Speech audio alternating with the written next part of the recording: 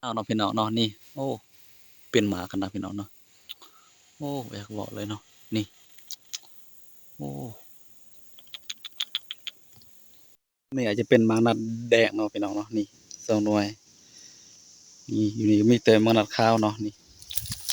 อยู่นี่ก็สามอยู่นี่ก็สองพี่น้องเนาะหมานัดเนาะสิมนี้จะเป็นบางอย่างเนาะพี่น้องเนาะเอาถ่ายมุมสูงเนาะไม่อยากแยกกันได้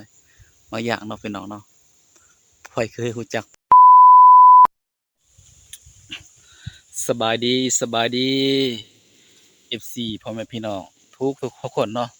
มื้อนี้ก็มาพบมาพอกับสองดิสแนลคือเก่าพี่น้องเนาะมื้อนี้บ่าวดิษก็สิมาถ่ายบรรยากาศอยู่ไร่อยู่สวนพี่น้องเนาะ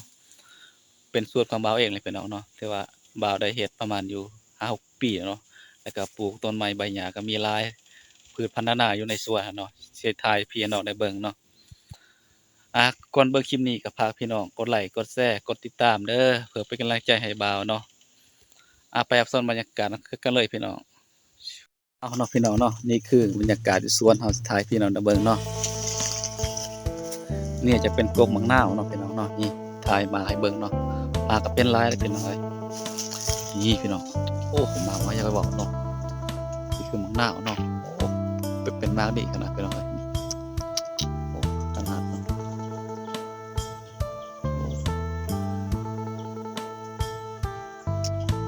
เป็นมากอยู่เป็นปัวเนาะถ่ายเป็นมากดีขนาดพี่น้องเนาะ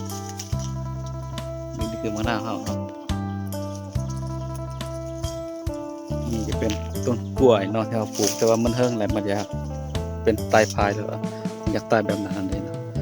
กำลังสิทอแล้วก็ต้นตายใหญ่ประมาณอยู่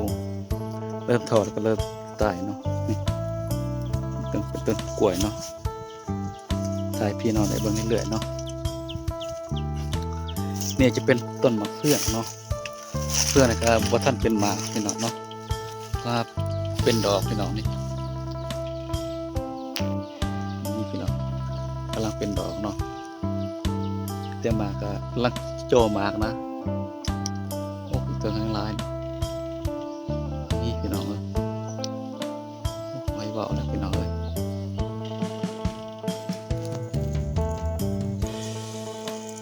นี่ก็เป็นส่วนเนาะที่อันนี้อาจจะเป็นเฮาทางกล้วยเนาะพี่น้องเนาะนี่ทางแล้วก็สิปลูกไม้นะพี่น้องปลูกกล้วยไม้เนาะเนี่ยจะเป็นต้นนะต้นผักสะเม็ดเนาะเป็นดอกคือกันนะพี่น้องนี่เจียงปานใดเนาะพี่น้องเนาะผักสะเม็ดก็เป็นดอกคือกันพี่น้องเนาะมีซองกบเนาะ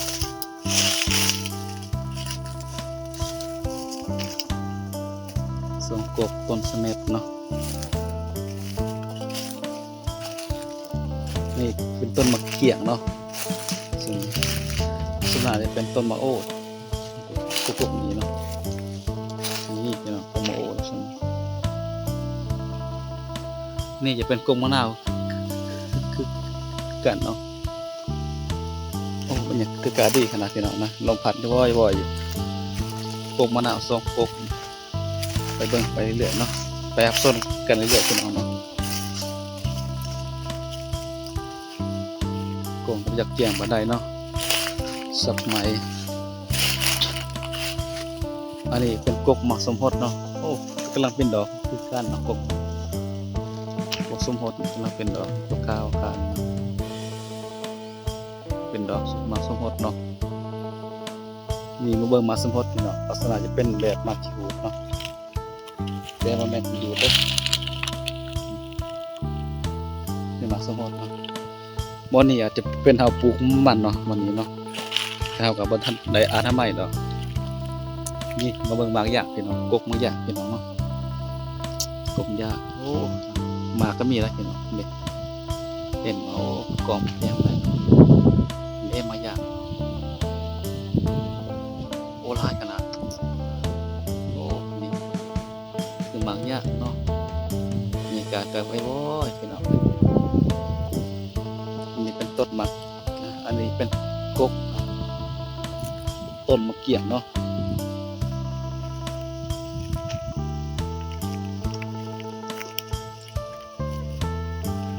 อัน นี้อาจจะเป็นต้นขี้หูดเนาะนี่พี่น้องหอมนะใบขี้หูดนี่ปลูกมาใหม่เด้โอ้หมากนักว่าหมากสังเฟินว่าพี่น้องพังไทยเอิ้นว่าหมากเนี่ยก็ลงซื้อแล้วนี่พี่น้องมันนักโอ้ลาย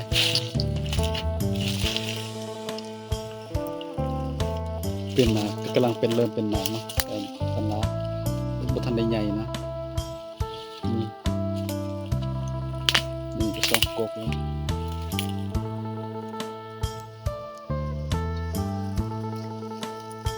นี่หนาวมันร้อนเนาะ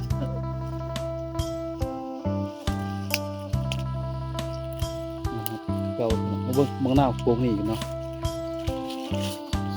ตัวนี้เป็นลายเป็นนี่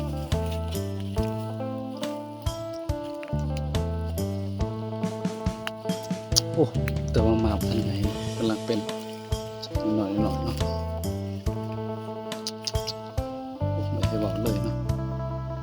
นี่พี่น้องหน้ากลางสันผมมือปกติเนาะนี่พี่น้องโอ้ไม่ให้บอกเลย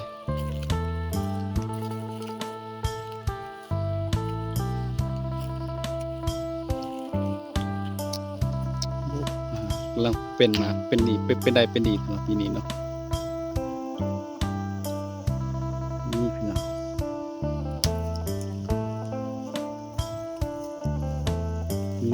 นี่คือบรรยากาศในสวนเราเนาะบอกเราอันนั้นก็เป็นต้นมังมีอยู่แล้วบนนั้นเด้อ